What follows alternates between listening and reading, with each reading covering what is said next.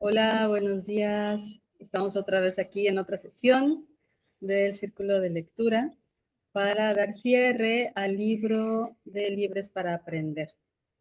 Y hoy estoy muy agradecida que nos acompañen Gainco y Gerardo, porque sé que siempre tienen comentarios muy atinados, muy asertivos, muy reflexivos, y ellos que ya leyeron el libro y que quizá lo tengan ahí como debajo de la manga cuando alguna emergencia, Sí.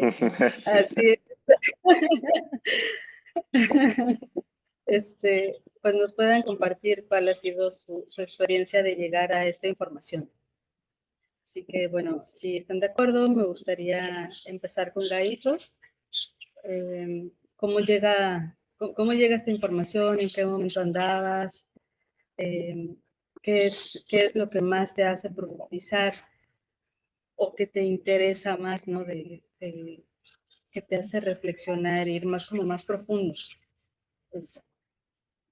Gracias, Ana Laura, gracias por la invitación eh, y sobre todo con este libro que para mí ha sido como de esos que son cimiento para lo que hacemos, porque justo llega a mi vida este libro cuando nosotros teníamos más o menos un año, un poco más de un año de haber comenzado con el proyecto de Educambiando y fue bien curioso porque en este primer año había mucha exploración, había mucha experimentación, estábamos observando mucho qué ocurría y al ser el primer centro ágil por acá en México y no tener todavía un referente, ¿no? O a quién preguntarle si lo estamos haciendo bien o lo estamos haciendo mal o me regreso o qué hago, pues llega este libro, ¿no? Llega este libro a mis manos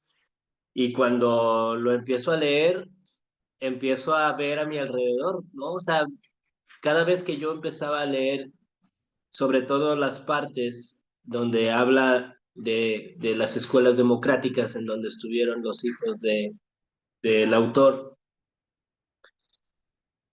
y él empieza a describir, ¿no? Cómo son las rutinas, cómo es el día a día que van teniendo ellos ahí. Y yo volteo a mi alrededor y digo, estoy haciendo lo mismo, ¿no? Estamos haciendo lo mismo, vamos por buen camino, como que eso me dio una muy buena brújula de saber que lo que estábamos haciendo no era una locura descabellada. Principalmente eso, ¿no? Darme la certeza de que lo que estábamos haciendo no era una completa locura y entonces empezar a ver esas similitudes entre lo que él describía en el libro y lo que nosotros ya veníamos haciendo como que me hizo afianzarme, ¿no? Como que dije, sí, vamos bien, estamos bien, y por aquí vamos a seguir, ¿no? Con contracorriente, pero vamos a seguir. Entonces, eh, llegó en ese momento justo. Y obviamente, desde la contraportada, ¿no? Desde la contraportada donde te hace ver la importancia que tiene el juego en el desarrollo del aprendizaje. Hace pocos meses antes de que llegara el libro a mi vida, yo había estado dando una conferencia en San Luis Potosí y en esa conferencia yo hablaba sobre el juego como un vehículo para el aprendizaje, ¿no? Entonces, después de que tuve esa oportunidad ahí, esa presentación, pues igual, ¿no? Me fui como siempre en este hábito que tengo de estarme cuestionando todo el tiempo, si si los habré dejado con más dudas, si los habré dejado con ideas que a lo mejor solamente son mías, en fin, ¿no? Como que todas estas cosas y entonces leo la contraportada y digo, no, claro, ¿no? El juego es la base de todo a esas edades, ¿no? En las infancias esa es la base de todo. Entonces sí, fue un libro que me dio mucha certeza, que me dio una piedra angular para poder seguir construyendo desde ahí. Y obvio, ¿no? Hay muchas cosas que me resuenan mucho. Eh, Cada capítulo siento que tiene su importancia muy especial y de las cosas que se me quedan muy, muy vivas, muy presentes, que eso tiene que ver más conmigo, eso tiene que ver más con mi propia cosmovisión, ¿no? Mi propia manera de ver la vida y el mundo. Y es en donde él explica y describe cómo fue que el Estado tomó el control de la educación y para qué fines, ¿no? Y entonces es como que esas partes son las que más me resuenan porque esas son las que yo digo, ¡oh! ¿No? ¿A qué sirve la educación? ¿Para qué? ¿Cuál es el verdadero propósito que tiene? Y no hablo de la educación como los contenidos, sino hablo del sistema educativo, ¿no? Entonces, pues cada parte que trae el libro tiene un grado de importancia, ¿no? Entender los diferentes tipos de juegos que existen, que hay, que desarrollan en cada uno. Incluso la parte donde habla de los videojuegos y la importancia que tiene no solamente el que puedan tener acceso a ello como una herramienta que es parte de nuestra vida actual, sino también para hacer esa reflexión del cómo lo hacemos, ¿no? De cómo lo hacemos, cómo acompañamos esa parte que es delicada, ¿no? Que es de tener cuidado, de observar mucho, porque también cada niño es distinto. Entonces, bueno, sí, este libro para mí fue más también como una guía, ¿no? Como una guía de respaldo para, para poder darme un sustento a lo que ya veníamos haciendo. Sí. Y una pregunta, en esta parte donde él explica y que da bastante detalle de esta escuela en Estados Unidos, eh, entiendo que ustedes quizá ya tenían referencias de otras escuelas. ¿Y cómo, digo, hablando de que estabas ya en un proyecto, ¿no? Ujú. Desarrollándolo, creciéndolo, poniendo bases, etcétera.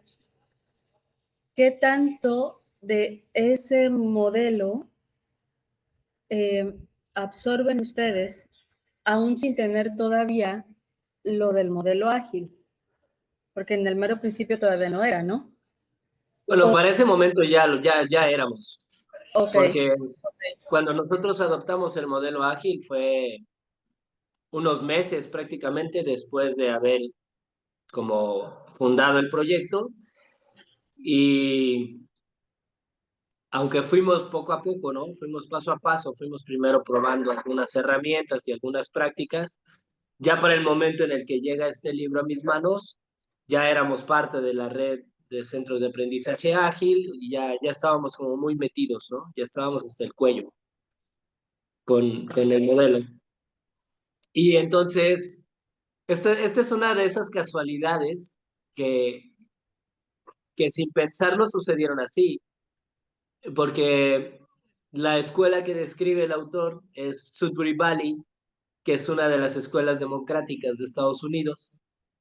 Y justamente es una de las escuelas democráticas en donde participaron en algún momento los hijos de las personas que se les ocurrió integrar las herramientas del modelo ágil empresarial a todo esto que ya habían vivido en las escuelas democráticas y justo en esta escuela en Sudbury Valley. Entonces fue como de, ah, claro, esta fue la escuela donde estuvieron los hijos de aquellas personas que hace 20 años sacaron a sus hijos de Sudbury Valley y dijeron, necesitamos algo para hacerlo más ágil, más rápido, más movido, que no les tome tanto tiempo. Claro, lo que usamos en la empresa, lo que usamos en la empresa, vamos a usarlo con nuestros hijos a ver qué tal. Y funcionó re bien. Entonces, fue como ese enlace de entender cómo era esa parte pionera, ¿no? De lo que nosotros estábamos haciendo ahora. Fíjate, información que no sabía. Sí, Sí, qué interesante, qué interesante. Sí, porque hurgar en los orígenes del modelo ágil también me parece muy interesante. sí, Sí, que no todos tenemos esa información. Al menos a mí sí me gusta investigar y saber. Sí, claro. Y es que no es creo que no está escrito en ningún lado, ¿no? Sino al conocer a las personas que empezaron a trabajar en Estados Unidos y que ellos nos fueron contando, pues fue algo como de boca en boca, ¿no? Y bueno, ¿y esto cómo empezó? Y ya nos contaron, ah, no, pues había una escuela que se llamaba así y funcionaba así, y las familias que pertenecían a esa escuela sacaron a sus hijos y esto pasó, ¿no? Entonces fue como de boca en boca, pero yo creo que estaría interesante como hacer una memoria por ahí, una memoria viva para que no se pierda. sí, sí, definitivo. Bueno, muchas gracias. Y ahora va Gerardo. Así como también me acordaba mucho de Edgar cuando em, lo que él escribe acerca de estas comunidades recolectores y cazadores, que lo usa para el material del CAL. Igual con Gerardo, con ese tema del juego, del juego finito, el juego infinito, que quizás no con esas palabras, pero también están ahí. Entonces, a mí la verdad es que esto a mí me sirve como de mucha inspiración, porque hay mucho material para desmenuzar y que definitivamente nos va a seguir haciendo reflexionar. Este, a la vez que leía tu artículo que nos compartiste, y entonces estaba yo ahí como que haciendo mucha relación. Compártenos, ¿qué te queda de este libro a ti? Gracias. Pues para mí este libro fue la llave como para entrar al mundo del aprendizaje autodirigido. Yo francamente lo compré en 2019. Ahorita estaba viendo, lo compré en una página que se llama Busca Libre. Entonces estaba incluso viendo el precio. Fue una ganga, 95 pesos y ya con envío gratis incluido. O sea, francamente es un gran regalo el que tengo aquí porque ya no se consigue. Lo he estado buscando en físico últimamente y no lo encuentro. Y eso que me considero un buen buscador de libros, no lo encuentro. Yo creo que ya está desactualizado, no desactualizado, perdón, ya no lo están editando. Y me parece, pues, triste porque es un gran libro para la educación.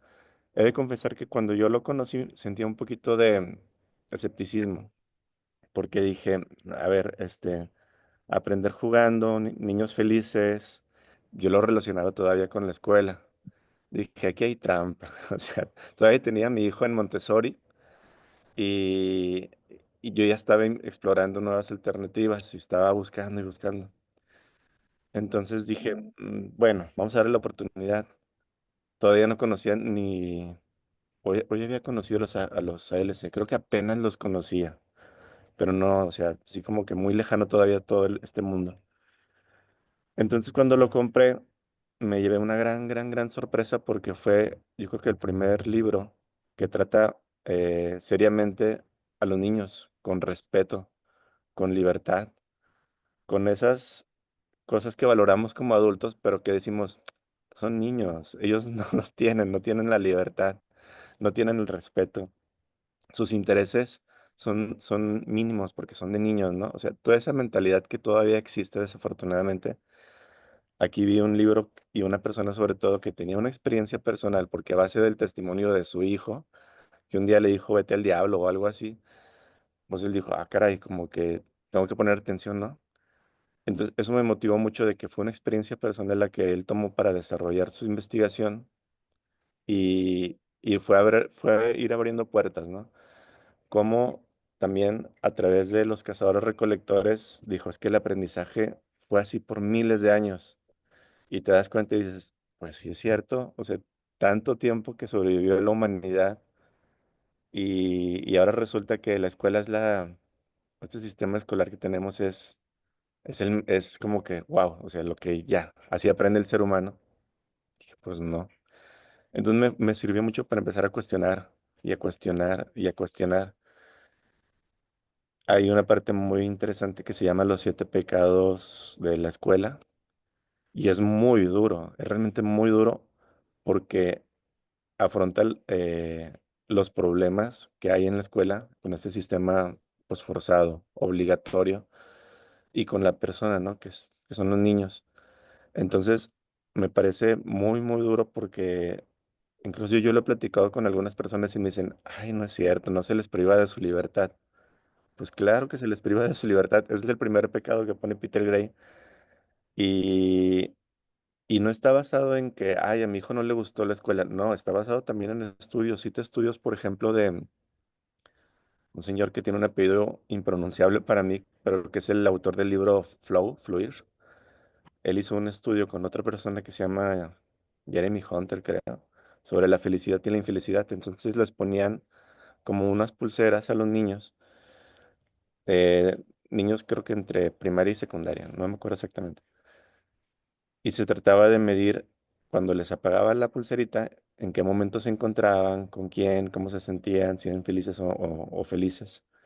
Y resultó que cuando estaban en la escuela era el momento más infeliz, cuando era el fin de semana o con sus amigos era el momento más feliz, y cuando ya era el domingo en la noche ya no era tan feliz porque sabían que al otro día iban a ir a la escuela. Entonces, cita muchos estudios y eso me dio también mucha confianza. Él incluso cambió su profesión, que estudiaba, que me parece que animales, la evolución de los animales o algo así. Entonces, y ahora se dedica específicamente al aprendizaje, cómo aprendemos a través del juego, cómo se ha aprendido a través de la evolución del ser humano. Y todo esto para mí realmente fue un despertar. Sí, sinceramente yo estimo mucho este libro y agradezco mucho tenerlo en físico y también lo tengo en digital. Y creo que es un libro que si se diera la oportunidad, mucha gente de conocerlo, yo creo que quizá no puedo decir que puedan estar de acuerdo, pero creo que esa información les va a remover y les va a concientizar y les va a hacer cuestionarse. Y que cuando un día también les llegue a su hijo y les diga estoy triste o estoy enojado o hay casos de bullying o no aprendo lo que quiero o estoy estresado o tengo ansiedad, van a decir, ah, hay un libro que ya me habló de todo esto, pues vamos a ver qué podemos hacer, ¿no? O sea, la información ya está ahí. Lo importante es lo que tú haces, a la hora de expandir esta información para que otras personas la conozcan. Y que ya cuando tienes la información ya no hay saque, o sea, ya sabes que está ahí, ya sabes que hay información, ya sabes que hay personas que están viviendo esto. Incluso cuando cita a Sudbury, dije, pues vamos a ver, entonces me puse a ver videos en YouTube y fue también un wow, ¿no? De esos momentos de eureka de que, ¿en serio existe esto? O sea, ¿en serio hay niños que quieren ir y que no están sometidos a un currículum y que aprenden lo que quieren y que se van al lago en una lanchita y que se la pasan platicando si quieren? Entonces dije, pues qué padre, me hubiera gustado muchísimo estar en un lugar así. Entonces esa inspiración pues me motivó a crear en un momento una comunidad que no funcionó, pero a asistir a otras comunidades como Educambiando, que han sido muy inspiradoras para mí. Y todo salió pues de este libro, todo salió de este libro, esa inspiración, esa motivación, ese cuestionamiento, y le estoy muy agradecido.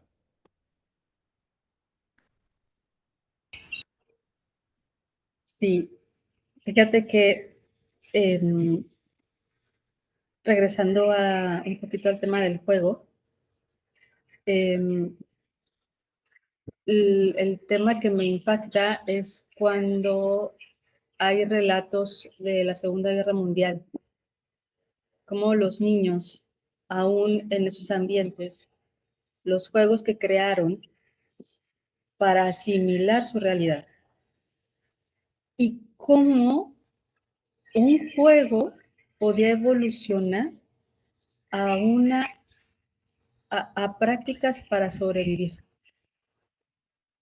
Entonces, eso fue, wow, o sea, increíble. Claro que sucede, si sucede ahí, sucede en cualquier otro ámbito, en cualquier otro escenario, que quizá podemos ahorita imaginarnos en muchos países en conflicto. ¿Qué estaría sucediendo ahí? ¿Cómo el ser humano trata de sobrevivir y de entender así, a través del juego? Entonces, sí coincido muchísimo con ambos. Es un material muy revelador.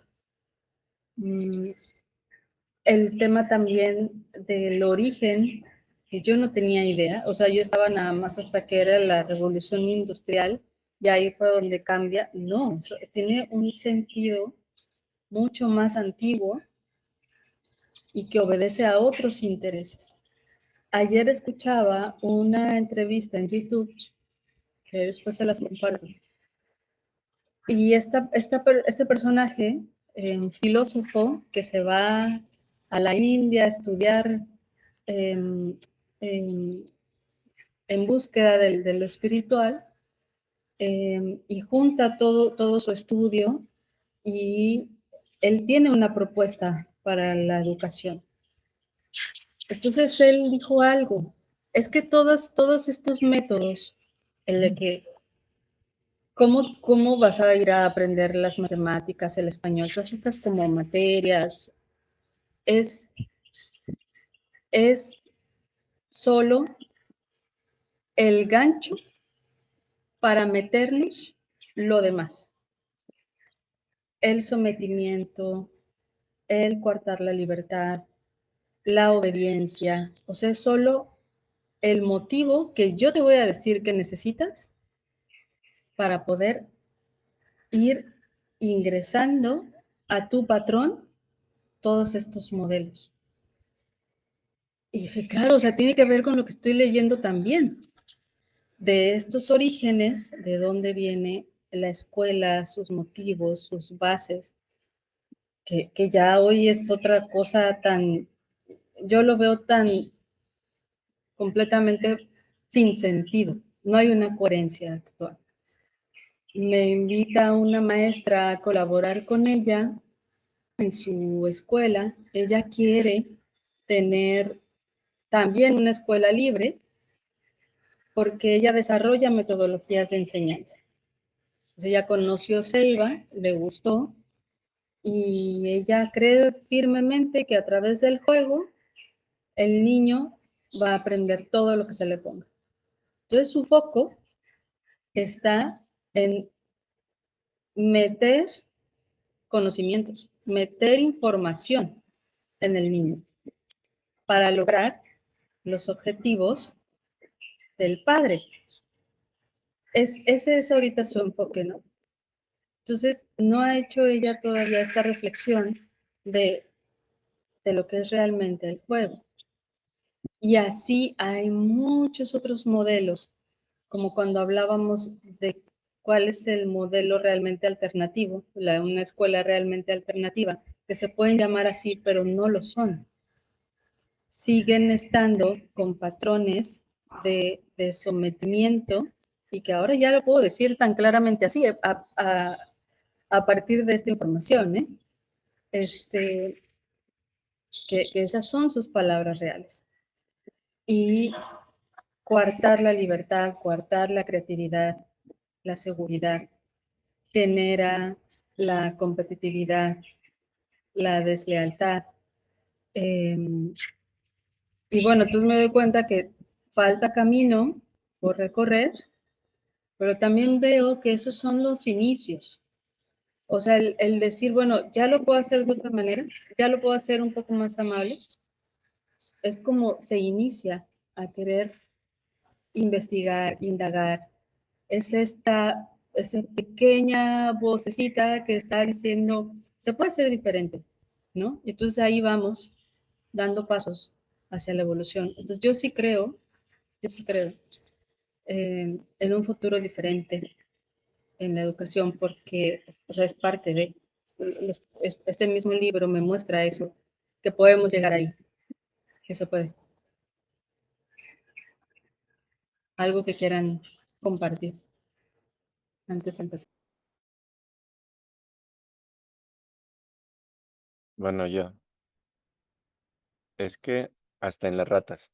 Hay un experimento donde se ponen a una rata en un laberinto, ya tiene sus necesidades satisfechas, ya comió, está tranquila, y se pone a explorar el laberinto. Entonces, lo hace como juego, ¿no? Recorrer, caminar, explorar. Y esa rata cuando ya tiene hambre, ya sabe, cuando le pongan el alimento, cómo moverse en ese laberinto para llegar a ese alimento. Cosa que no sucede con una rata que tenga hambre y que la ponen en ese laberinto, pues se va a estresar, va a tener hambre, quizás, no sé. Pero lo que voy, si pones a una persona también a explorar, a ser curioso, a jugar con las cosas, sin necesidad de un control, sin necesidad de una evaluación, sin necesidad de que tú le digas que tiene que estudiar eso porque es bueno para su vida, que hablamos del juego, lo que hacen los niños, exploran, son curiosos, observan, se pegan, saltan, brincan, todo eso es bueno para su vida y lo hacen jugando. Entonces, yo creo que ya hay un dispositivo natural en nuestro cuerpo, en nuestra alma, que es para aprender. Y ese dispositivo natural es el juego, no hay otro, no hay mejor, es el juego. Y me parece absurdo que muchas personas no confíen en eso, cuando así aprendieron a caminar, así aprendieron a hablar. Dicen, si nos hubieran enseñado de pequeños a hablar, todos seríamos tartamudos. A nadie le enseñan a hablar. Escuchas, juegas, empiezas a balbucear, dices palabras que a lo mejor no tienen sentido en la gramática de la Real Academia Española, pero que realmente ya estás explorando tus palabras. A mí me gusta mucho escuchar a mi hija que tiene 7 años, pero que todavía se inventa palabras. Y digo, qué padre, porque su imaginación y su creatividad le dan para inventar palabras que no son aprobadas por la RAE, pero que ella ya se da a entender que no conocía cómo decirlo, pero ya dijo una palabra. La otra vez dijo, por ejemplo, cuando alguien se divorcia, dijo descasados, que me dio mucha risa. Entonces, es muy padre cómo jugando no solo aprendes, sino que gozas aprendiendo. Dicen los neurocientíficos que cuando más crece el cerebro es cuando más estamos entusiasmados. Y qué mejor entusiasmo que jugar, ¿no?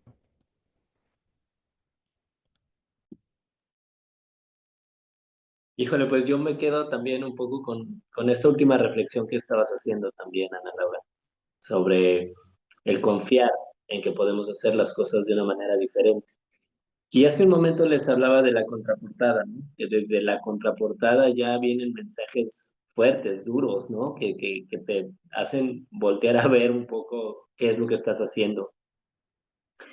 Y este pequeño parrafito, ¿no? Donde dice, eh, Libros para Aprender recomienda dejar de preguntarse cuál es el problema con nuestros niños, para empezar a preguntarse qué es lo que falla en el sistema, ¿no? Entonces, yo pienso que en el sistema no falla. Ellos saben lo que están haciendo y para qué lo están haciendo. Nos falla porque vemos que lo que sucede en la realidad de las personas que no estamos eh, buscando esa forma de vida, o que buscamos una forma de vida que esté más en resonancia con el buen vivir, ¿no? Más en resonancia con la vida, pues entendemos que ahí hay un engrane que falta, ¿no? Ahí hay algo que no concuerda. Y, y creo que si bien las luchas pretenden, ¿no? Las luchas, las revoluciones pretenden hacer un cambio en esos sistemas, la verdad es que solamente hay un cambio, pero de mando. Pero en realidad todo sigue funcionando igual. Y que si queremos ver cosas realmente diferentes, pues necesitamos empezar a hacer cosas diferentes a como estamos acostumbrados a hacerlas. Y esto, pues parte desde ahí, desde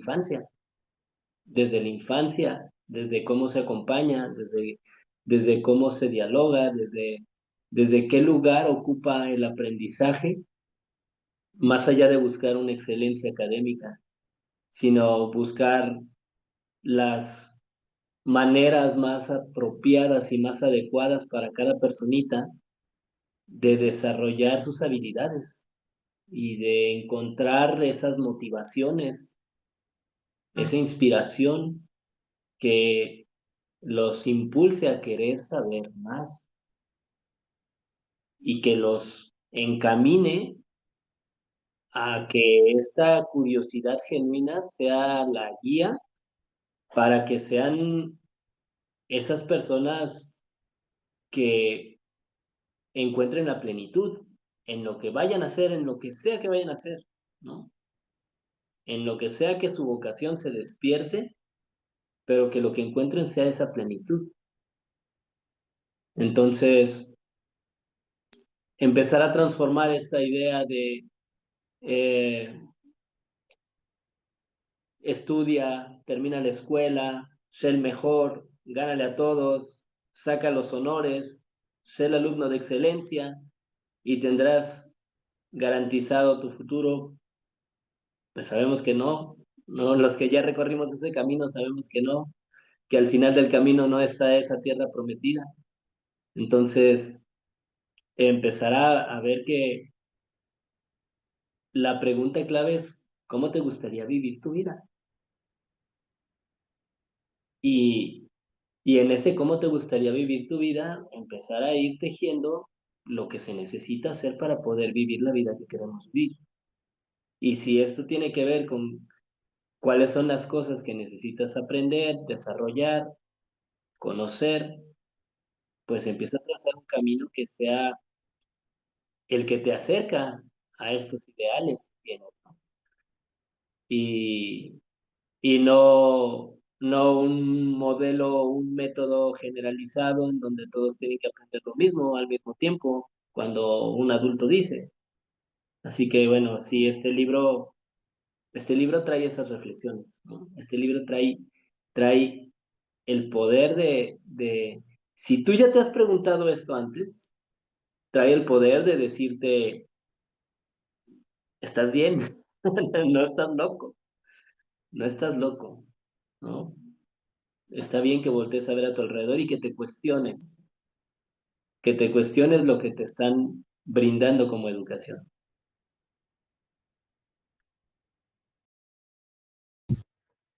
Definitivo, definitivo. Gracias. Ok, me gustaría saber si alguna de las que están aquí escuchándonos, Bea, Mel, Isabel, Julia, Yolanda, gracias por unirse. Seeds Learning, em, si gustan compartirnos algo o solo eso, ¿sí? Alguna reflexión o algo que quieran aportar a lo que estamos en dinámica ahora. Pueden abrir su micrófono. Hola, buen día. Yo los Hola. escucho en trayecto. Vamos a la clase de aro circense y pues es reconfortante escuchar y pues ir haciendo match, ¿no? Como decía ahorita, es saber que no estamos locos. Yo creo que sí lo estamos, pero nos vamos encontrando en el camino y agradezco mi locura y el saber que cierta parte me obliga a seguir en el sistema, pero pues conocer otras posibilidades y que mi hija sepa que hay y que de los espacios disponibles le ofrezco realidades distintas a las que nos otorga el sistema, pues es parte de ir poniendo un granito, ¿no? De diferencia en la cotidianidad del sistema. Les mando un abrazo, disfruto mucho escucharles. Gracias.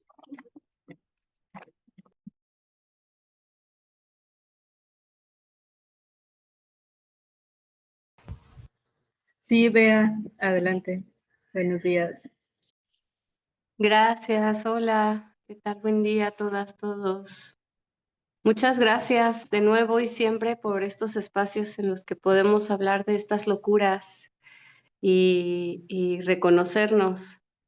Yo quisiera compartir que me surge la reflexión de esta necesidad del sistema que bien funciona, como bien dice Gainko, esta necesidad de pensar siempre en que las niñas y los niños son seres en potencia de cosas y no seres en sí mismos en un presente un ser hoy en día con todas las características que necesita tener en la edad que tiene, y que ese ser tiene sus placeres, sus gustos, las cosas que le dan expansión hoy en día.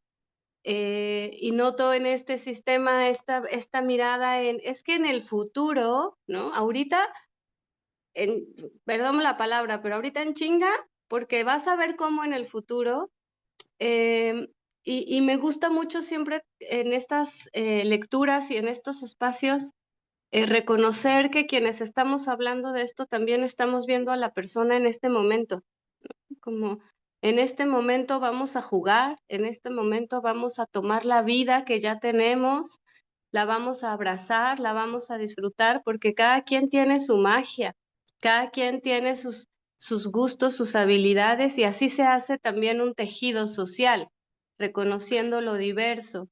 Y entonces, para que ese tejido sea sano y nos pueda abrazar con confianza, es decir, nosotros abrazar a otros con confianza y a la vez recibir confianza de otros, necesitamos todas y todos estar en el lugar donde sentimos expansión, todas las personas de todas las edades, y que eso sea importante y que eso tenga un lugar, más allá de lo que otras personas piensan que yo debería estar haciendo. Em, Les comparto muy brevemente algún comentario de algún familiar alguna vez que me decía, pero ¿tú qué haces siendo maestra? Y yo le decía, pues cambiando el mundo. Eh, Me parece muy, muy lindo que podamos mirar el presente como la joya que es, como las personas que somos, quienes somos cada quien, y que esa sea la confianza que les podamos transmitir a las personas de todas las edades con quienes nos relacionamos. Porque entonces, si yo confío en ti, persona de 5, de 7, de 9, de cualquier edad, porque confío verdaderamente, eso no significa que voy a ser negligente y no voy a apoyarte en lo que esté en mis manos, o que no voy a cuidar de ti de acuerdo a la experiencia de vida que yo tengo. Significa que voy a estar cerca, pero no voy a querer intervenir con mis opiniones, no voy a querer intervenir con lo que yo creo que tú debes de ser, hacer, pensar, sentir, aprender. Entonces, nada, quería poner el foco de nuevo como en el aquí y ahora.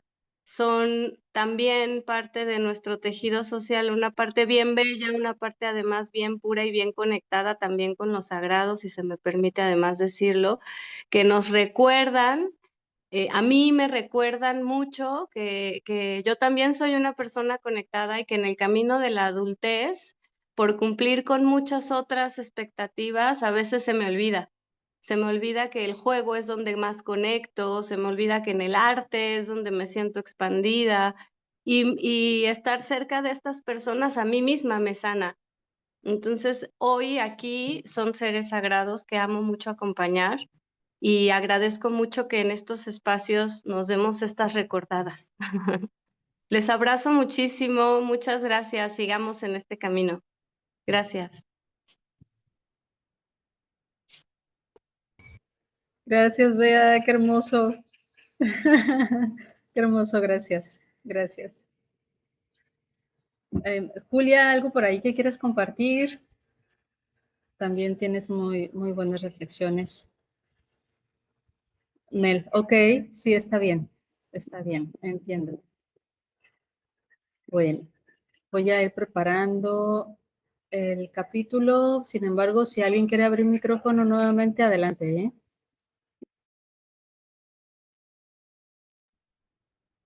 Ahorita que mencionaba Beatriz algo, me recordó mucho una metáfora que utiliza Andrés Stern, el que es francés que escribió Yo nunca fui a la escuela. Y él dice que cuando nacemos, nacemos con potencialidades ilimitadas, porque pues no sabemos dónde vamos a vivir, no sabemos qué vamos a necesitar, no sabemos muchas cosas, ¿no? Entonces las potencialidades están así como que latentes y súper ilimitadas, y es como un árbol, hace la metáfora del árbol. Pero conforme vamos creciendo, los condicionamientos, los sistemas que sí, como dice Gainco, sí funcionan, pero para otras cosas. todo eso como que va recortando a ese grandísimo árbol, a ese enorme árbol de follaje que usamos cuando nacemos, y que lo que queda al final es un bonsái, es el adulto, recortadito, recortadito, así chiquito, cuando en un momento era potencialidades grandísimas. Sí, buenos días. Me gustaría hablar así súper rápido, que tuve un tiempito. Pues no he terminado de leer el libro, pero lo poco que he leído o mucho a través también de este círculo, quiero agradecer este momento, esta red de apoyo donde digo que somos más familias, que tenemos un sueño y que ese sueño lo estamos volviendo realidad en cada una de nuestras familias. Entonces yo me quedo con la reflexión de que debo confiar más en la naturaleza de los niños, que es a través de ellos, de mis hijos que me han enseñado a ser niña, ¿no? A regresar a ser niña, que mucho se me había olvidado de disfrutar esas idas al parque, al subirme un columpio, al quitarme los zapatos en la tierra, o sea, todo eso, ¿no? Entonces, este libro, pues yo creo que me quedo con eso de volver a ser niños, de permitirles a ellos, pues que fluya, ¿no? Todo lo que así ellos expongan, confiar totalmente en los niños para que podamos cambiar al mundo, ¿no? A través de nuestra generación que estamos como poniendo eso. Y también volteo a ver y digo, bueno, ok, a veces, ¿será que estoy haciendo bien las cosas? Aquí en Chiapas, pues nos juntamos 3 familias y ahí vamos como que sí, sí se puede, o ahí apoyándonos entre todas, ¿no? Sí, y eso es bien bonito porque no te sientes solo, a pesar de que somos 3, pero ha sido un gran impulso, pues, para nosotros que apenas van a ser 2 años que desescolarizamos a mi niña, y mi niño, pues, nunca asistió a la escuela, y pues es bien padre haberlas encontrado, y pues agradezco a Dios el momento de estar aquí con ustedes. Gracias.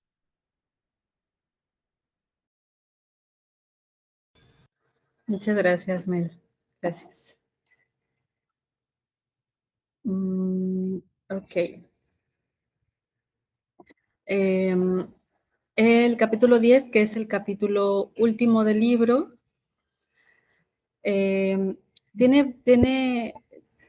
tiene por aquí varios títulos muy interesantes. Este primero es Padres que depositan la confianza en sus hijos en nuestro mundo moderno. Porque, bueno, ya él nos ha venido mostrando, ¿no? Cómo en otras etapas, en otras culturas, en otros escenarios, pero bueno, en este mundo, en nuestro día a día, ¿cómo se vería, no? Entonces, sí se me hace también relevante poder compartir esto. Entonces, si me permiten, voy a empezar lectura. En cierto momento haré pausa y si alguien quiere continuar, me comenta. Un domingo soleado de la primavera de 2008, Lenore Skenazy dejó a su hijo de 9 años afuera de Bloomingdale's, en el centro de Manhattan. Le dio un puñado de monedas y $20 para que los usara en caso de emergencia, un mapa, una tarjeta del metro y permiso para irse a casa solo. Para llegar a su casa en Queens, tenía que tomar el metro y luego un autobús, una ruta que ya había recorrido muchas veces con su madre. Cuando llegó a casa estaba feliz. Había estado pidiendo que se le diera esta oportunidad para probar que podía llegar a casa solo usando los transportes públicos. Y ahora lo había logrado. Estaba radiante de felicidad con su nuevo sentimiento de madurez. Skenazy, que entonces escribía en el New York Sun, relató la aventura de su hijo. Unas cuantas horas después de que la columna había aparecido, los medios ya empezaban a calificarla como la peor mamá estadounidense.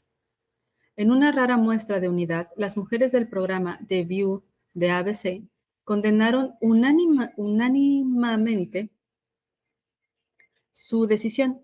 Según Skenazy, la más diplomática de las madres de otros niños de 4º grado dijo: «Bueno, está muy bien, Yo también dejaré a mi hijo hacer eso cuando vaya a la universidad.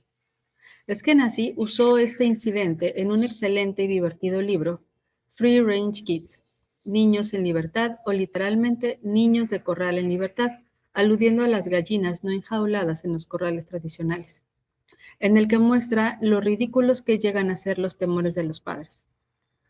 No intento emular a Eskenazi, a quien llegué a conocer y admirar enormemente en la competencia por ser el peor padre de Estados Unidos. Pero cuando mi hijo tenía 13 años, fue a Londres solo durante 2 semanas.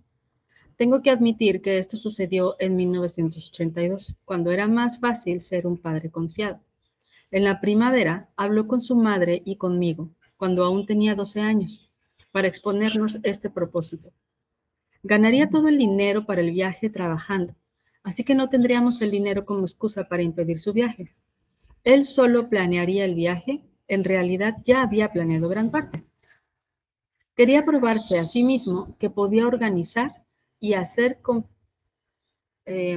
algo complicado sin la ayuda de adultos. También quería ver algunos castillos y tesoros de los museos sobre los que había leído y que eran importantes en los juegos.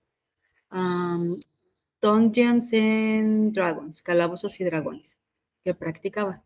Nunca había estado en el extranjero. A ese respecto, ni su madre ni yo tampoco habíamos viajado al extranjero. Decidimos no darle permiso.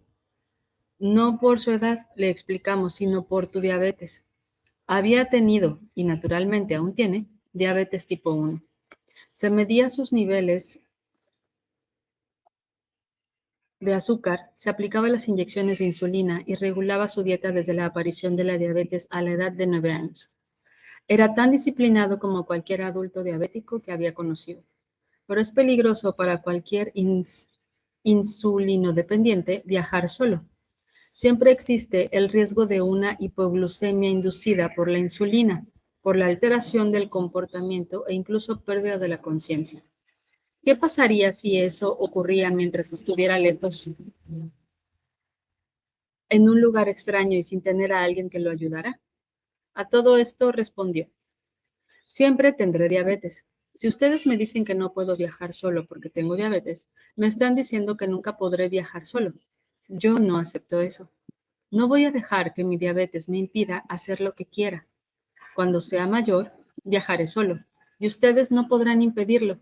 Si no es la edad lo que les preocupa, entonces, ¿cuál es la diferencia entre viajar ahora o viajar cuando tenga 18 años o 30 o 50?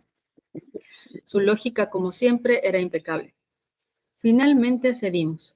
Cumplimos con nuestra obligación de padres con la sola condición de que nos prometiera que haría lo que de todas formas tendría el buen sentido de hacer: usar siempre su medallón médico de alerta, de modo que cuando tuviera alguna reacción por baja de insulina, la gente pudiera leerlo y enterarse de su condición de diabético y de que necesitaba ayuda. El resto de la primavera y todo el verano se la pasó trabajando y ganando el dinero que necesitaba para el viaje. La mayor parte de este dinero lo obtuvo en un pequeño restaurante, en un trabajo que consiguió por su cuenta. Primero lavaba platos, pero cuando vieron lo buen trabajador que era, lo ascendieron a trabajar en la parrilla y luego a coordinar la cocina. Esto en sí mismo constituyó una experiencia de crecimiento enriquecedora. En octubre ya estaba preparado para emprender su aventura. A la sazón tenía 13 años. Como era alumno de Sudbury Valley, no era ningún problema tomarse un tiempo fuera de la escuela. Todos entendieron que este viaje era una experiencia educativa valiosa, de modo que registraron su inasistencia como debida a un viaje de campo. Estuvo fuera 2 semanas, en las que vio innumerables castillos, visitó la abadía de Westminster, pasó varios días inmerso en los tesoros de la National Gallery y de otros museos, y recorrió a pie todo Londres. También hizo una excursión a Oxford para asistir a un concierto de los Moody Blues, otra para caminar por las colinas y ver el castillo de Cardiff, y otra a París con una jovencita de 15 años que había conocido en el avión a Londres. En rasgos generales, experiencias extraordinarias que le proporcionaron una gran confianza sobre su capacidad de dirigir su propia vida. Y la diabetes totalmente bajo control. Ahora bien, soy el primero en admitir que mi hijo no era como cualquier niño de 13 años.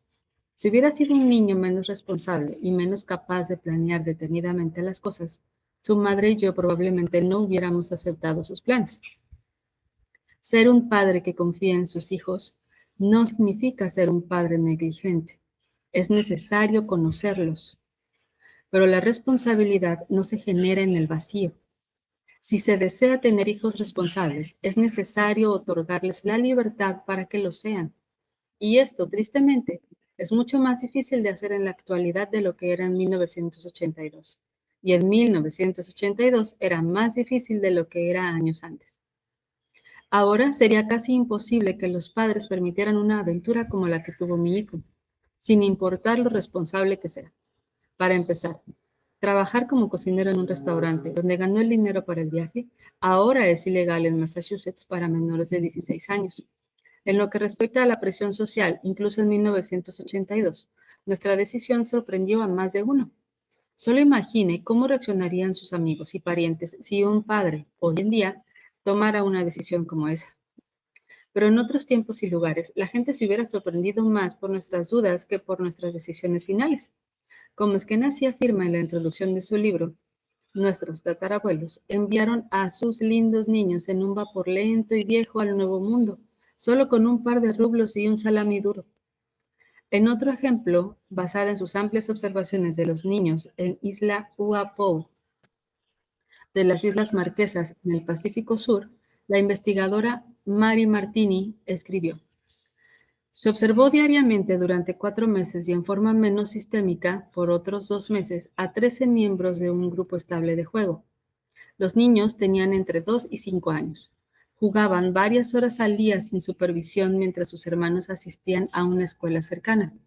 Organizaban actividades, arreglaban las disputas, evitaban las situaciones peligrosas, aliviaban los daños, distribuían los bienes y se contactaban con quienes pasaban sin intervención de los adultos, a los que evitaban tal vez porque trastocaban su juego. El área era peligrosa. Un fuerte oleaje rompía en el muelle. En las rocas de la costa había pedazos de vidrio. Los muros del valle eran escarpados y resbaladizos. Los niños jugaban en un puente elevado y en los altos muros escarpados de roca volcánica. A veces había machetes, hachas y cerillos abandonados en el lugar, y los niños jugaban con ellos. Pese a estos peligros, los accidentes eran raros y leves. Los golpes, los regaños y las burlas eran frecuentes, pero sin peleas a puñetazos, rabietas y llantos prolongados. Abundaban las disputas, pero solo duraban unos cuantos minutos. Los niños no recurrían a los adultos o a los niños mayores para arreglar los conflictos o para que dirigieran sus juegos. Cuando Martini les comentó a los padres que los niños jugaban con cerillos y machetes, se encontró con que al saberlo decidieron quitarlos porque les preocupaba que sus hijos desperdiciaran los cerillos y estropearan los machetes, no porque se fueran a lastimar. De acuerdo con Martini, los niños de esta isla estaban muy bien adaptados psicológica y socialmente. No se quejaban con los adultos, ni les pedían que les prestaran atención, como comúnmente hacen los niños occidentales, y eran extraordinariamente duchos en resolver sus propios problemas cuando estos surgían. No propongo que emulemos a esos habitantes de las Marquesas en nuestro trato con los niños de 2 a 5 años, pero en realidad tenemos algo que aprender de ellos. Tengo mis dudas de que haya habido alguna cultura humana en cualquier parte del mundo y en cualquier época que haya subestimado la capacidad de sus niños más de lo que hacen los estadounidenses actualmente. Nuestra subestimación se convierte en una profecía que por su propia naturaleza tiende a cumplirse, porque al privar a los niños de su libertad, los privamos de las oportunidades que necesitan para aprender a hacerse cargo de su propia conducta y de sus emociones. El presente capítulo aborda la crianza de los hijos basada en la confianza y lo que pueden hacer los padres en nuestro mundo moderno para que esta forma de criar a los niños sea de nuevo posible y normal. ¿Qué podemos hacer como individuos y como sociedad para restaurar los derechos naturales de los niños a aprender a través del juego en libertad, de la exploración y de las aventuras independientes? ¿Qué podemos hacer para revertir la tendencia que ha impedido que tantos niños ejerciten su coraje y desarrollen su mayor grado de adaptación emocional necesaria para que lleven una vida feliz, sana y satisfactoria. ¿Alguien gusta seguir con lectura o algún comentario hasta aquí?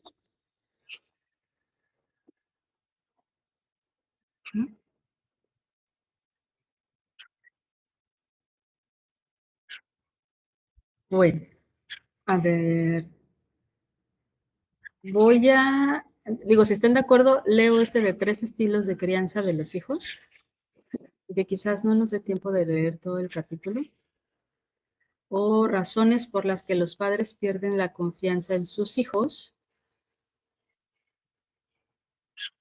cómo convertirse en un padre que tenga más confianza en sus hijos, valores, la tentación de supervisar, esto está bueno, lugares seguros, una visión para el futuro. ¿Qué título les gustaría explorar?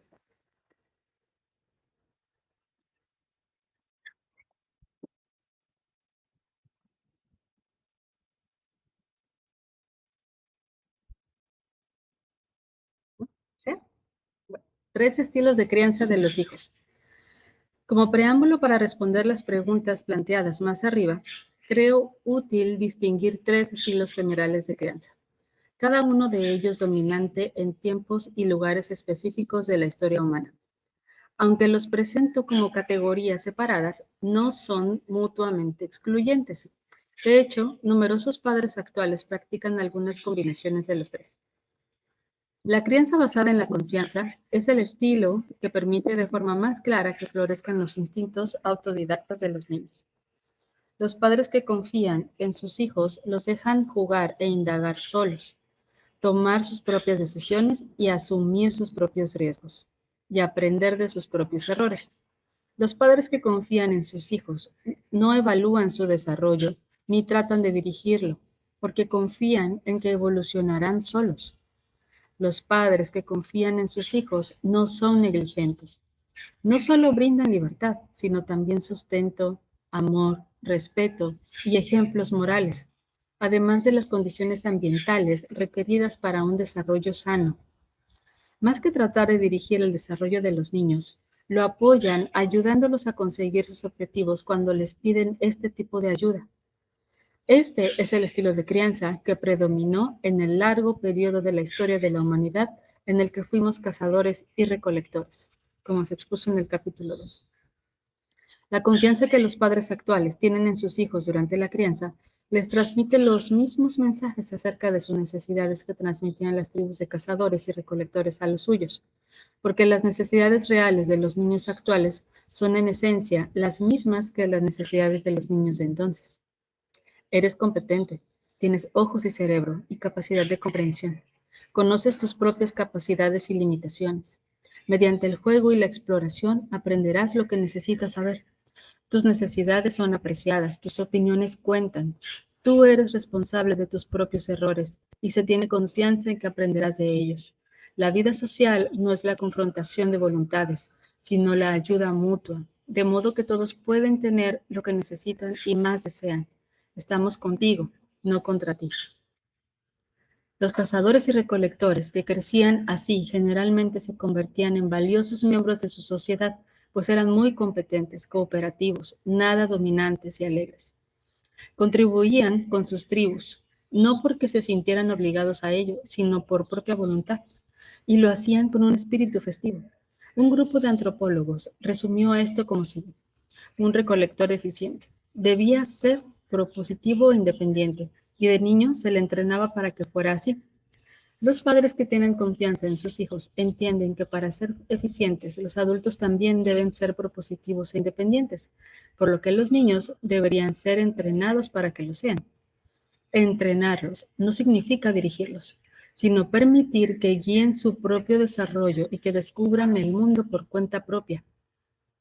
Los otros 2 estilos de criar a los niños los considero directivos, porque están orientados a dirigir la conducta y el desarrollo de los niños, en lugar de permitirles que se dirijan a sí mismos. Estos estilos actúan contra la voluntad de los niños y no de acuerdo a ella. El estilo directivo dominante de criar a los niños surgió gradualmente con la aparición de la agricultura y alcanzó su apogeo durante la época feudal y en los inicios de la época industrial. En el capítulo 3 mencionamos que la obediencia incuestionable a los señores y a los amos en aquella época a menudo significaba la diferencia entre la vida y la muerte, de modo que el objetivo de la crianza cambió. Ya no se trataba de que los individuos fueran libres e independientes, sino de educarlos para la sumisión. En lugar de fomentar la voluntad del niño, los padres directivos dominantes intentaban sofocar esa voluntad para reemplazarla con la disposición a someterse a los deseos de los demás. Las palizas constituyeron medios normales y ampliamente aprobados para suprimir la voluntad. En tiempos recientes, al menos en algunos hogares, las palizas psicológicas han reemplazado a las palizas físicas como el medio básico de una crianza directiva dominante. La inducción habitual de la culpa o de la vergüenza, o las amenazas de abandono o de dejar de querer al niño, pueden tener un efecto más poderoso que el sometimiento por la vara o por el látigo. Pero cualesquiera que sean los medios, el objetivo de la crianza directiva dominante es convertir al niño en un siervo. Sin embargo, la historia nos dice que la crianza directiva dominante nunca ha sido completamente efectiva. La libertad es un impulso tan fuerte que nunca los golpes han podido anular a una persona sin importar la edad de ésta. Incluso en el siervo más humilde o en el niño más sumiso, la libre voluntad continúa latente, dispuesta a resurgir cuando haya oportunidad.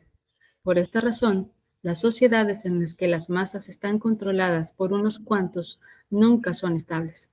A la larga, el estilo directivo dominante no funciona en los hogares mejor que en las naciones.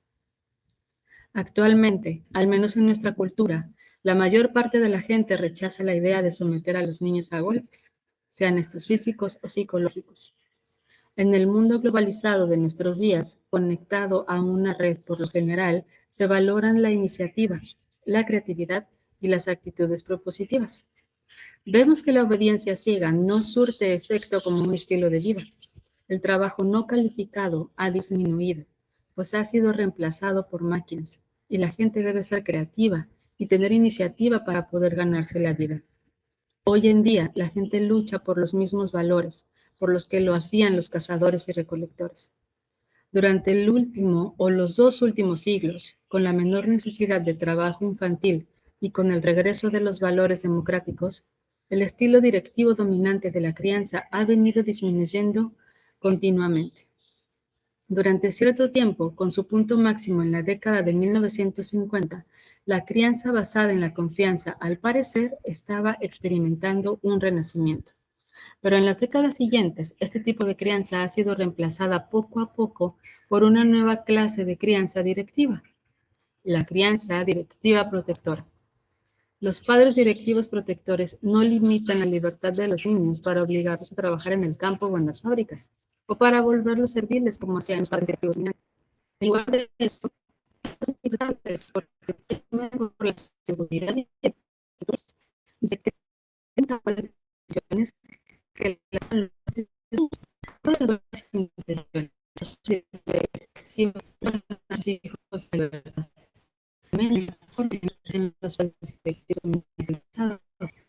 Ana Laura, se escucha mal.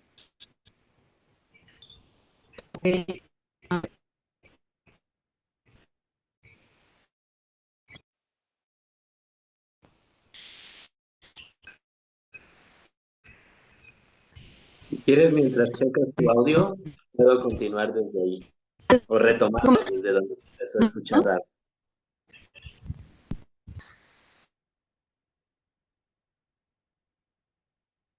Bueno, mientras Ana Laura ahí checa que anda con su audio, lo retomo. Los padres directivos protectores no limitan la libertad de los niños para obligarlos a trabajar en el campo o en las fábricas, o para volverlos serviles, como hacían los padres directivos dominantes. En lugar de eso, limitan las libertades porque temen por la seguridad y el futuro de sus hijos. y se creen capaces de tomar mejores decisiones que las que toman los propios niños. Con todas las buenas intenciones, los padres directivos protectores privan a sus hijos de la libertad, al menos en la forma en que lo hacían los padres directivos dominantes del pasado. Los padres directivos protectores no golpean a sus hijos, pero usan todos los otros poderes con los que cuentan como proveedores para controlar su vida. En tanto que los padres que confían en sus hijos consideran a los niños como fuertes y competentes, los padres directivos protectores los consideran frágiles e incompetentes. En tanto que los padres que confían en sus hijos creen que los niños se desarrollan mejor cuando se les permite jugar y explorar solos, los padres directivos protectores creen que los niños se desarrollan mejor cuando siguen el camino cuidadosamente establecido para ellos por los adultos.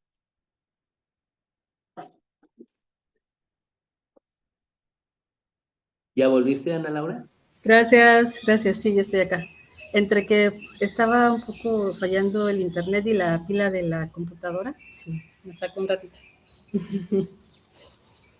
Gracias por el apoyo. Súper. ¿Gusta seguir leyendo? ¿Sabes que me gustaría irnos a la parte de una visión para el futuro? Va. ¿Sale?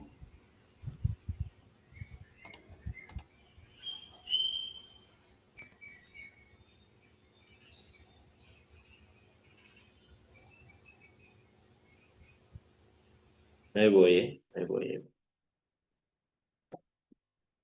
Listo. Una visión para el futuro. Soy un optimista del futuro de la educación. Mi optimismo está basado en que nuestra sociedad, como parte de una cultura, entraremos en razón y restauraremos la libertad de los niños para que tomen el control de su propio aprendizaje, de modo que éste vuelva a ser gozoso, apasionante y una parte integral de la vida, en vez de causar tedio, depresión y ansiedad. Mi optimismo no procede del círculo oficial de la educación. Este artículo, entre ellos, las escuelas de didáctica, las industrias de los libros de texto y de los exámenes, las organizaciones de maestros y los administradores de las escuelas, están afianzando en el status quo y en sus propios intereses, que todo lo que puede hacer es tratar de que haya más de lo mismo. Cuando resulta evidente que los niños no aprenden mucho de lo que se les enseña en las escuelas, la respuesta clamorosa de estas instituciones es que los niños deben pasar incluso más tiempo en las escuelas y hacer más tareas en la casa. Si 200 horas de instrucción en cierta materia no dan resultados, probemos 400 horas. Si los niños no aprenden lo que se les enseña en primer grado, empecemos a enseñarlo en el kinder. Y si en el kinder no lo aprenden, significa que debemos empezar a enseñarlo en maternal. Si los niños olvidan en las vacaciones de verano lo poco que aprendieron durante el año escolar, entonces hay que abolir las vacaciones de verano, con lo cual se disminuye aún más la posibilidad de esos niños de tener una vida fuera de la escuela. Casi todos los involucrados en la labor educativa se consideran reformadores, como un reconocimiento táctico de que el sistema actual no es el adecuado. Esto ha sido cierto desde los albores de la educación obligatoria. Algunas personas quieren reformar la educación dándole un pequeño impulso en algún sentido, probablemente ofreciendo unas pocas nuevas opciones y suavizando un poco los exámenes. En tanto que otros quieren reformarla con un pequeño impulso en el sentido opuesto, con un plan de estudios todavía más estandarizado y con exámenes más rigurosos. Todo esto constituye la materia de incontables libros y artículos escritos por profesores de didáctica. Pero no hay nadie que pertenezca al círculo oficial de la educación que esté dispuesto a admitir que la instrucción coercitiva no surte efecto precisamente por ser coercitiva, y que la única reforma significativa sería que la pusiera a los propios niños a cargo de su educación. Más bien, mi optimismo proviene de lo que está sucediendo fuera del círculo oficial de la educación. Me alegra la corriente cada vez mayor de gente que ha abandonado el sistema coercitivo de educación para cambiarlo por el sistema más relajado de la educación en el hogar, por la instrucción sin escuelas, por el sistema de Sudbury Valley y por otras formas de educación en las que los niños controlan su propio aprendizaje. Entre más opresivo se vuelve el sistema escolar, más gente se aleja de él, y eso es bueno. El movimiento de alejamiento de las escuelas también se ve facilitado por la revolución en la tecnología de la información. Actualmente, todo aquel que pueda poner sus manos sobre una computadora con acceso a Internet, incluidos los niños de la calle de la India, puede tener acceso al conocimiento y a las ideas de todo el mundo. Todo ello organizado a la perfección y disponible mediante dispositivos de búsqueda fáciles de manipular. Para casi cualquier cosa que una persona quiera hacer, puede encontrar instrucciones y un video en la red. Para casi cualquier idea que tenga una persona, puede encontrar argumentos a favor y en contra en la red. E incluso participar en una discusión sobre el tema. Esto es mucho más propicio para el desarrollo intelectual que el enfoque de una sola respuesta correcta del sistema escolar estandarizado. La idea de que es necesario asistir a la escuela para aprender cualquier cosa o para convertirse en un pensador con criterio es ridícula para cualquier niño que sepa cómo ingresar a Internet. Y de esta manera se vuelve cada vez más difícil justificar la instrucción del carácter vertical.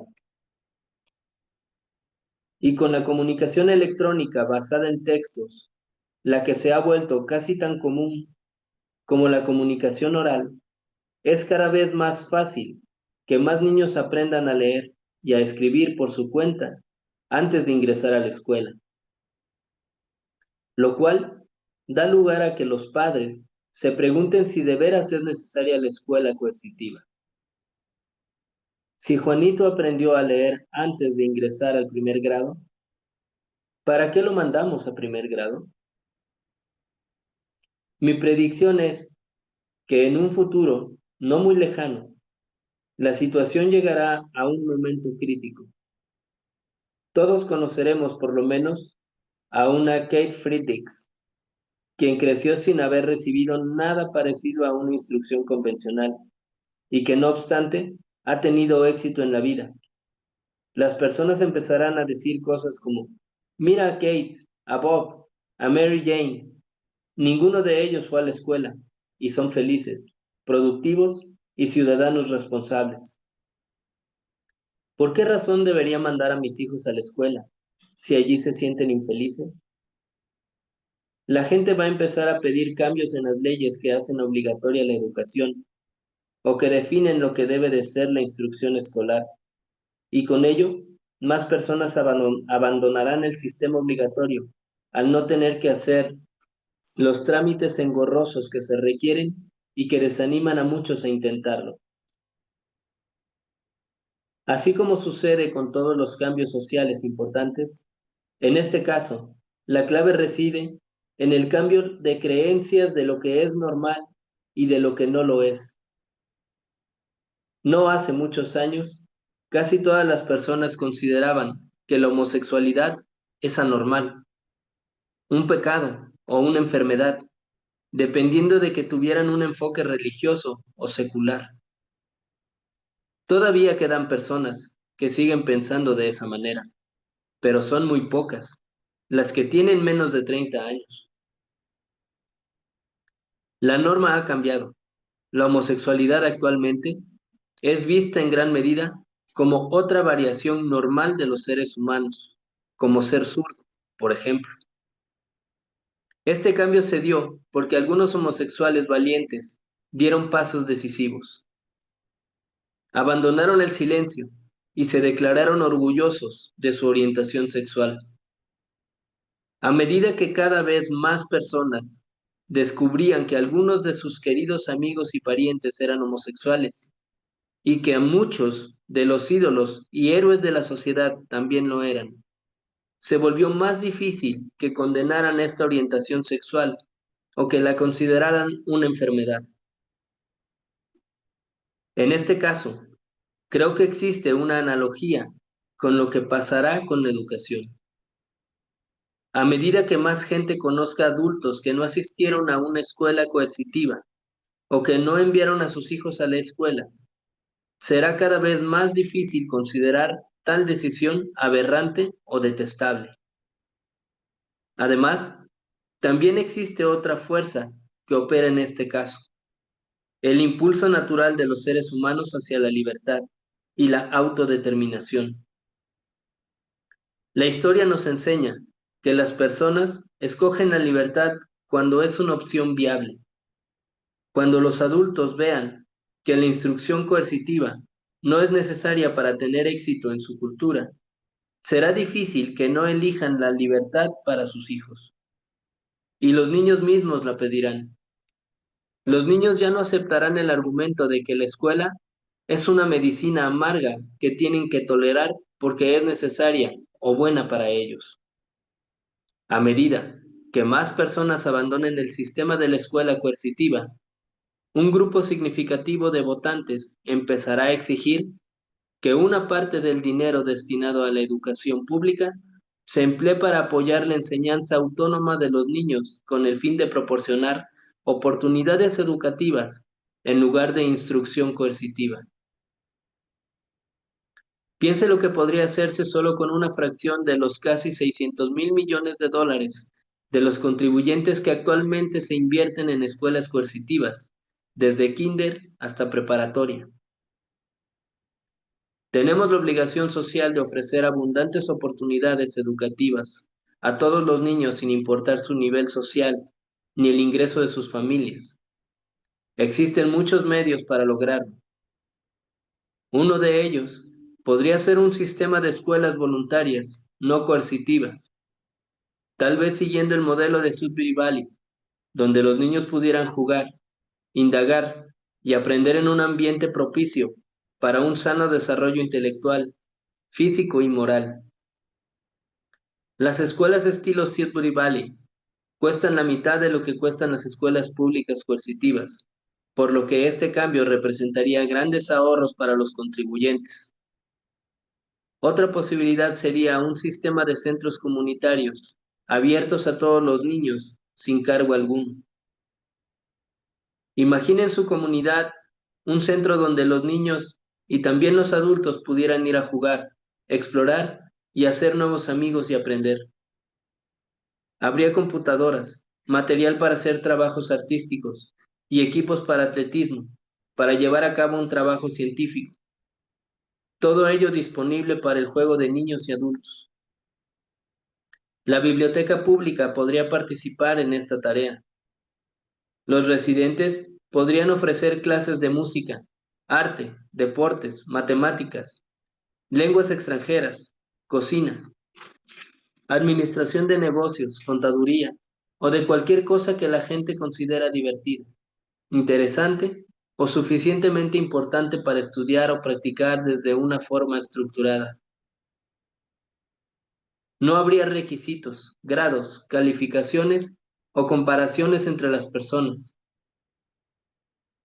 Los aficionados al teatro y los grupos de música locales podrían montar sus producciones en el lugar, y las personas de todas las edades formarían nuevos grupos de acuerdo con sus intereses.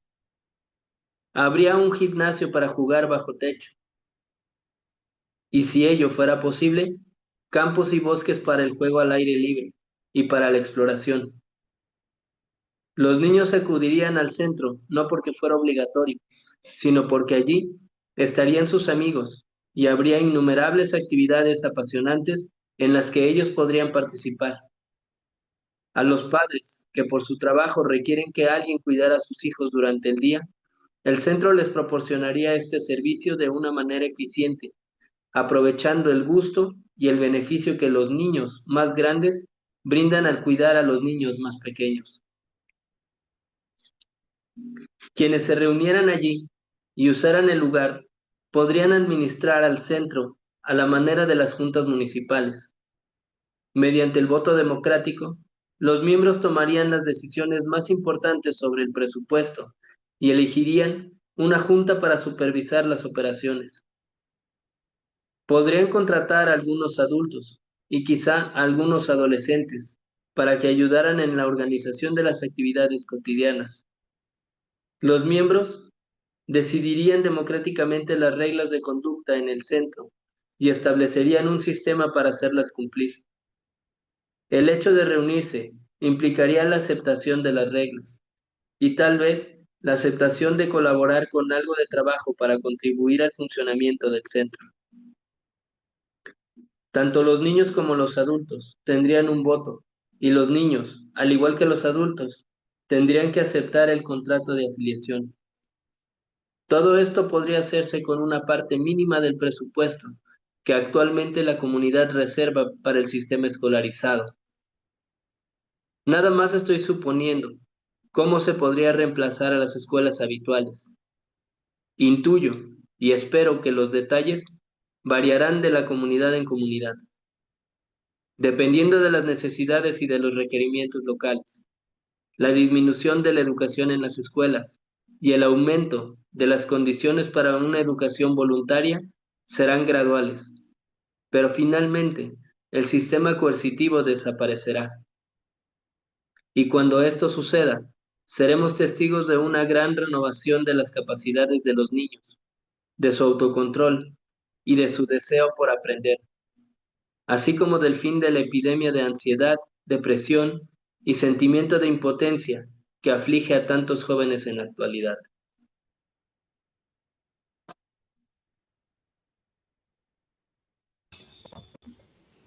Muy fuerte también, muy fuerte.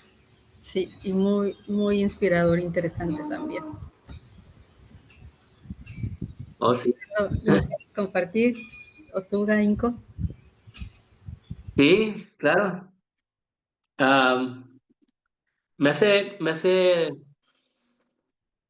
recordar, me hace reflexionar y también me hace eh, entender cosas que tienen que ver con el contexto en el que nosotros vivimos, ¿no? Porque si bien todo esto que menciona él como un futuro para las escuelas, he tenido la posibilidad y la gracia de experimentarlo por 10 años. Y sé que de cierta forma es posible y que sí es una realidad. Que más allá de un solo sueño efímero, es una posibilidad, es una verdadera posibilidad. Me hace pensar en que la manera como lo describe hace un claro llamado a que las instituciones pongan también atención en crear espacios de este tipo, porque lamentablemente cuando queremos sostener espacios de este tipo, siempre son con los recursos que tenemos las personas que los sostenemos y las familias que participan en ello. Y por supuesto que esto hace que estos espacios tengan fragilidad y tengan una gran vulnerabilidad. Y pensarlo con todas estas, con todos estos ingredientes para enriquecer, ¿no? Lo que se ofrece en un espacio de estos, sí, verdaderamente requiere una gran cantidad de recursos.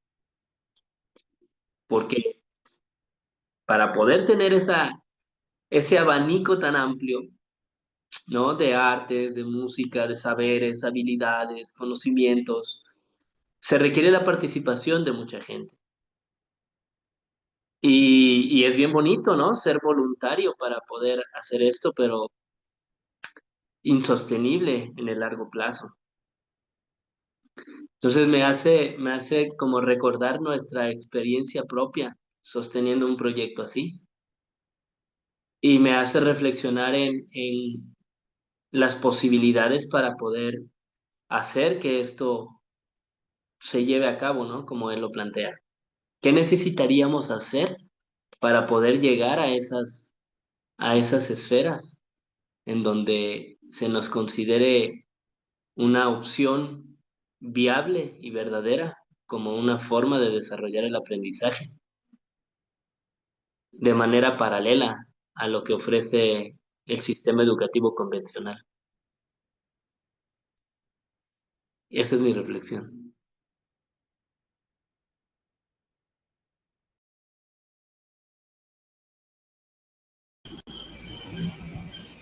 Wow. Gerardo, ¿tienes algo?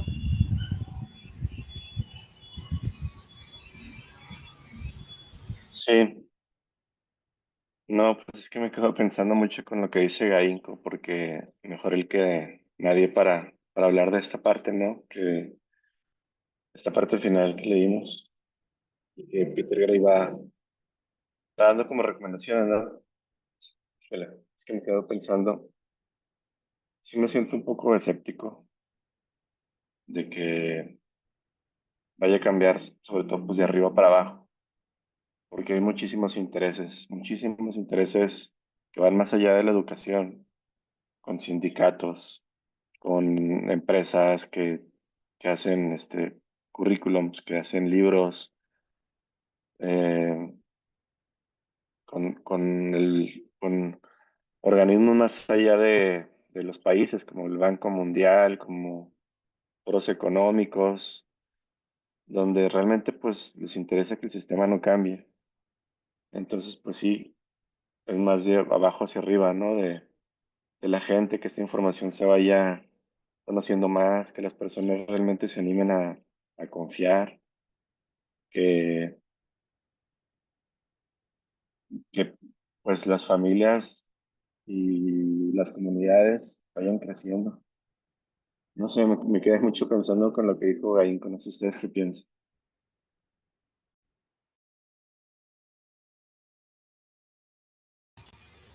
Sí, vea, sí, por favor. Gracias. Que efectivamente qué fuerte lectura, como atraviesa, bueno, a mí me atraviesa el corazón.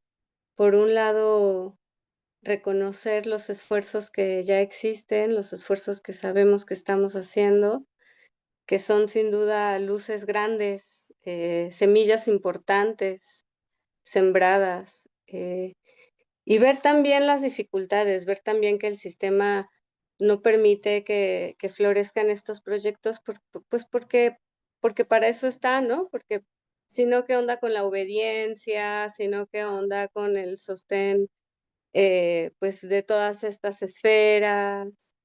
Em, y coincido en la organización horizontal desde abajo. Coincido plenamente y quiero nada más en esta participación el tema de la confianza, porque justamente en este tejido horizontal y en estos encuentros constantes y en estos círculos de palabra constantes en donde nos estamos escuchando, estamos reflexionando en conjunto, lo que estamos tejiendo también es confianza, el irnos reconociendo y tejiendo cada vez más profundamente. eh, Me parece importante que podamos en estos círculos iluminar que eso está de por medio también, el cuidar esas redes y ese tejido de confianza en donde lo diverso tiene un lugar y que justamente sea eso lo que podamos ir explorando, ampliar, ¿no? Ser cada vez un tejido más sólido, con más redes y más encuentros, con más afinidades. Em, Me siento, con esto cierro, me siento profundamente inspirada en este momento de saber, por ejemplo, que en Tepoztlán se está empezando finalmente a hablar del modelo ágil, que finalmente hay personas cada vez más curiosas de saber qué es eso, y son esas semillas, ¿no? Son esas semillas de vamos al menos a ponernos curiosos de qué se tratan otras formas. Y gracias por querer estar sosteniendo estos espacios donde esto es lo que pasa, ¿no? Desde este lugar estamos construyendo las bases para lo que la utopía tan posible que estamos ya construyendo. Muchas gracias.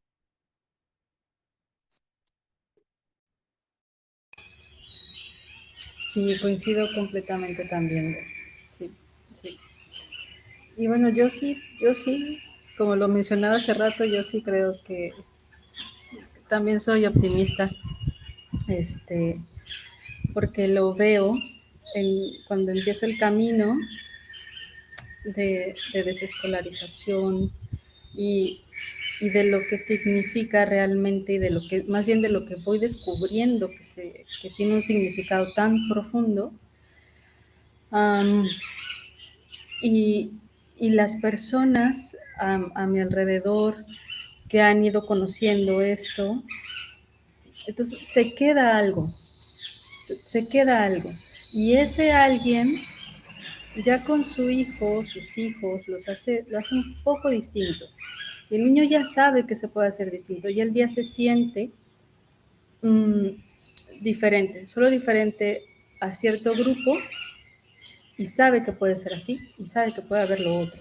Entonces, claro que se está regando esta semilla, como dices, y esta de que al menos despertar la curiosidad de escuchar, de acercarse a ver, de leer el libro, de ir a esta comunidad, de hablar con tal persona. Y si estamos viendo difícil eh, esto, el sostener espacios, entonces vámonos sosteniendo como personas para seguir en, en, en la intención más alta, ¿no? Entonces, me salió muy bonito eso. Muchas gracias por estar aquí, por continuarlo, por abonarle y, y, y con esto yo siempre digo que esto me cultiva y yo creo que muchas otras personas se sienten así. Y vamos sosteniéndonos para continuar la intención. Entonces, claro que sí es un reto, lo sabemos, los centros, más estamos en el trabajo de, de explorar posibilidades y de rasquetear ahí qué más hay en este universo para así ver lo posible. Sí, sí, qué bonito. Gracias. De verdad muy agradecida hoy, muy contenta, muy satisfecha y muy emocionada de continuar. Gracias. De verdad que sí tengo ideas por ahí que les voy a compartir. Bueno, ¿alguna palabra para el cierre?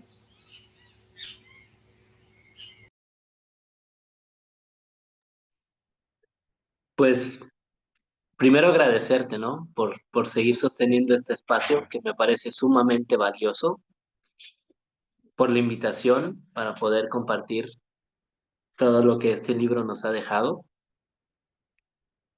Y, y sí, como también esa emoción, ¿no? Esa emoción de saber que nos vamos encontrando, nos vamos hilando, nos vamos tejiendo y tal vez todavía no seamos esa masa crítica, pero algún día lo seremos. Muchas gracias. Gracias a todas y a todos.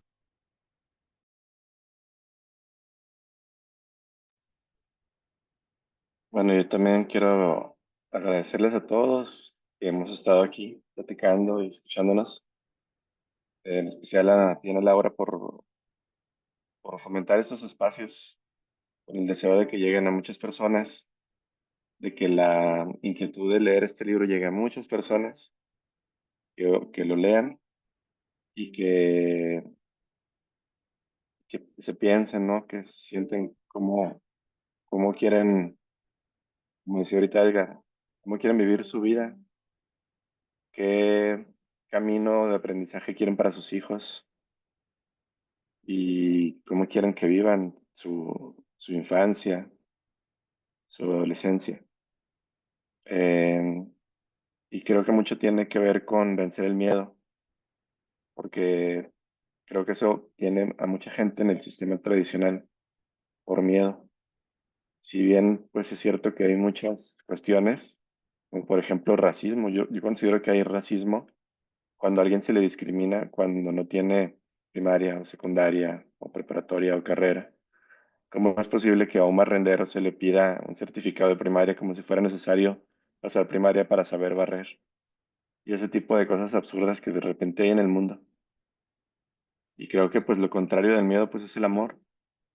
Y si hay amor hay confianza. Y si hay confianza, pues nos vamos al juego, ¿no? Lo contrario del juego dicen que es la depresión. ¿Será casualidad que mucha gente vive en esos estados a veces o de forma más larga en estos momentos, en esta sociedad? Pues todo lleva, ¿no? Todo tiene caminos. Y esos caminos pues son los que quizá no queremos y hay que darnos cuenta y retomar entonces la otra espiral de amor, de conocimiento, de aprendizaje, de libertad, de respeto, de confianza, que creo que son mejores para cada uno.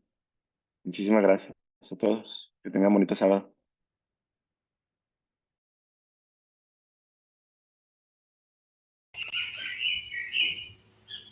Bea, ¿alguna palabra? Ya, me comentan por aquí Mel y de SIDS, muy agradecidas. Qué bonito y esperanzador saber que existimos muchas personas en distintos espacios haciendo las cosas de manera diferente, buscando aprendizajes significativos, reales, valiosos. Un abrazo a todos y a todas. Gracias, gracias por conectarte hoy. Gracias, pues eso, agradecer muchísimo porque finalmente también encontrarnos es un proceso de sanación también personal, ¿no? Decíamos en aquel grupo que nos estuvimos encontrando un tiempo cada 15 días para hablar de desescolarización, decíamos que lo que habíamos notado era que esto estaba siendo un espacio de sanación de nuestra propia escolarización, ¿no? De quienes estábamos ahí hablando y que habíamos vivido este proceso de escolarización convencional, y a través de este proceso de encontrarnos y hablar de estas posibilidades, también estábamos sanando nuestros corazones, además de estar aprendiendo y decidiendo cómo queremos acompañar ahora a las personas que tienen menos edad. Entonces, pues, eso también se agradece a que existan estos espacios donde una pueda recordarle al corazón que sin duda existen otras formas de tejernos, formas que nosotras decidamos desde lo que nos hace sentido. Muchas gracias, gracias, sigamos. Gracias, gracias, gracias. Y nos estamos viendo entonces la próxima. Que tengan muy bello fin. Gracias. Muchas gracias a todos. Dios, bonito fin de semana. Gracias. Bye, bye, bye.